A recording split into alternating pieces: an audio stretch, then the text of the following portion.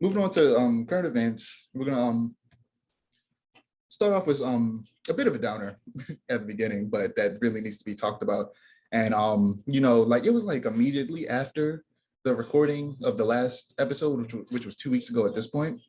And unfortunately, I had to wait 2 weeks to talk about this, but the whole time I just kept seeing stuff about it, and I was just like, okay, I really need to talk about this. But Activision is being sued over a frat boy culture of harassment at their company, and it's been a 2-year investigation. And I have just a list of information here that I'm just going to start reading off.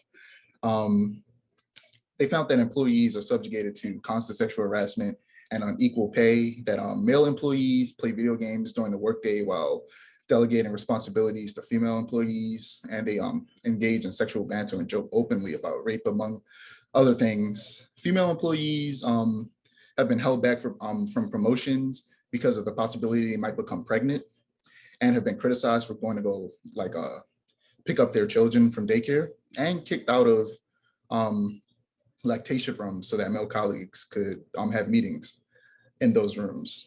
And there was also a case of a woman who actually took her own life because on a company trip with a male supervisor, they were essentially passing around photos, nude photos of her.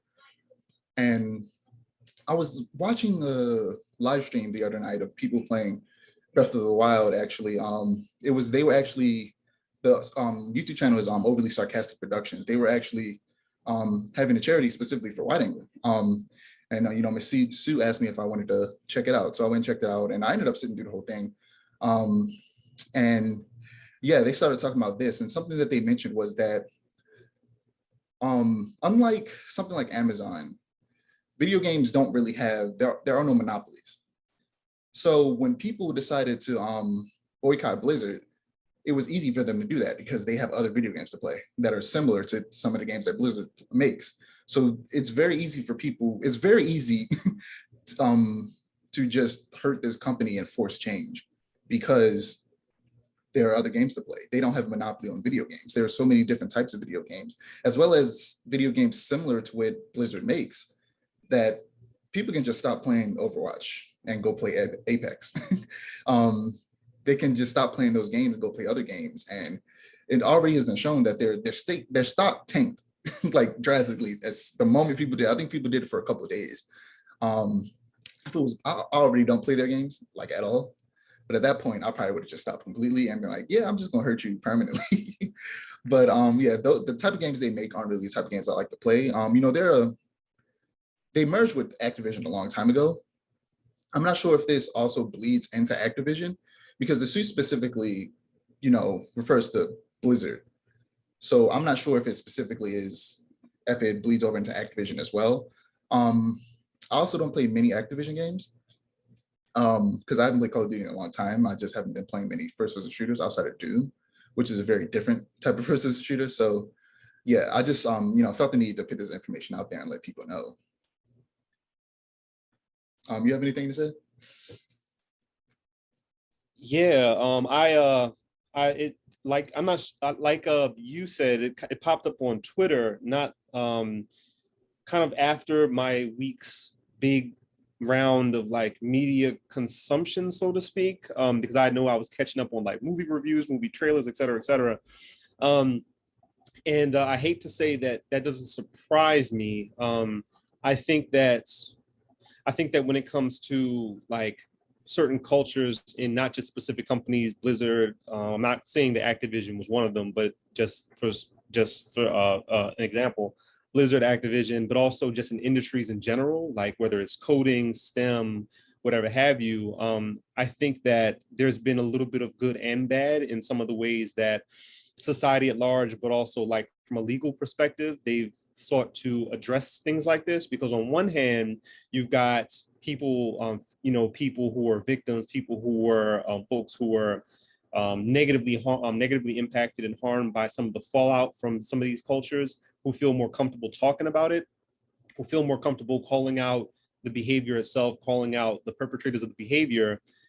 And in the same frame, what's also happened is this kind of like buzzword checklist type of accountability, where instead of changing the culture completely and totally, and changing the elements within that culture that incentivize behavior like that, and don't incentivize action against it, instead of changing that, it's like, oh, well, did anybody get sexually harassed this year? No one's raising their hand. Okay, cool, we're good.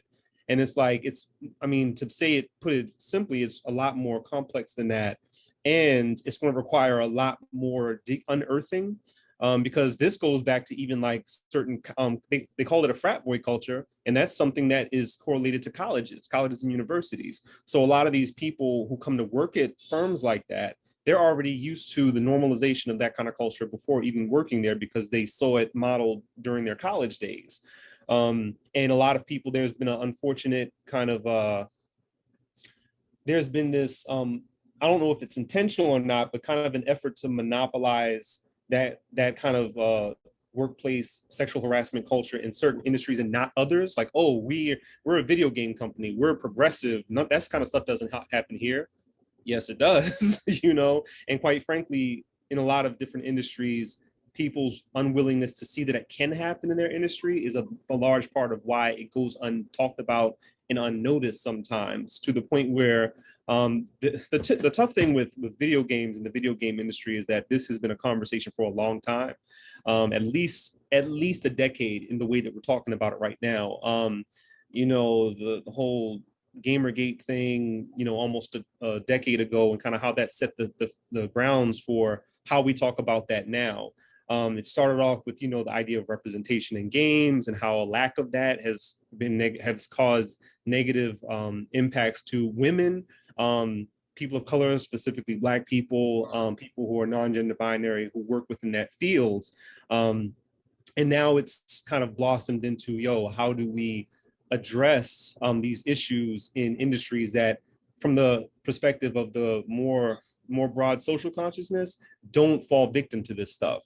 And said differently, it's like, Hollywood, there's a frame of reference for talking about how sexual harassment happens in Hollywood.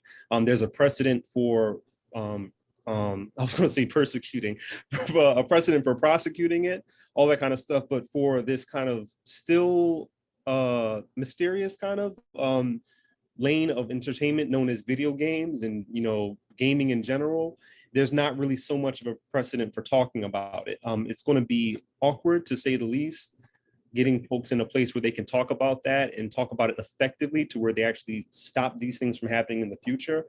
To wrap it all up, what I want, and I don't know if this is going to happen, but what I want to see from this is a willingness to kind of dig down and get to the soil of what causes this kind of culture to permeate the video game industry, so that not only can it be stopped in the future, but it can be stopped in a sustainable way. Like, it doesn't pop up in another manifestation some other type of way. I want folks to get a lot more genuine about their wants to undo those types of cultures, because there are a lot of people who go to video games as an escape from what they have to deal with in their current workplace, or where they currently go to school at, or perhaps, what they deal with in their family environment. And then when you, as a person who may not know about this before, finds out, oh, shoot, my favorite game developer is, their company is not a safe company for women, or for, whatever. It can be real harmful. So yeah, it's something that's heavy on my mind, and something that I have a lot to think and say about it, but I'll cut it off there. Yeah, like you said, it's not enough to just, stop it from happening. You have to encourage people to, when they see it, also to stand up for people, and not be afraid of getting in trouble with their colleagues or their boss because they're trying to stand up for somebody when they're being harassed. You also have to, create a culture where people aren't afraid to stand up for someone when something bad is happening. Yeah.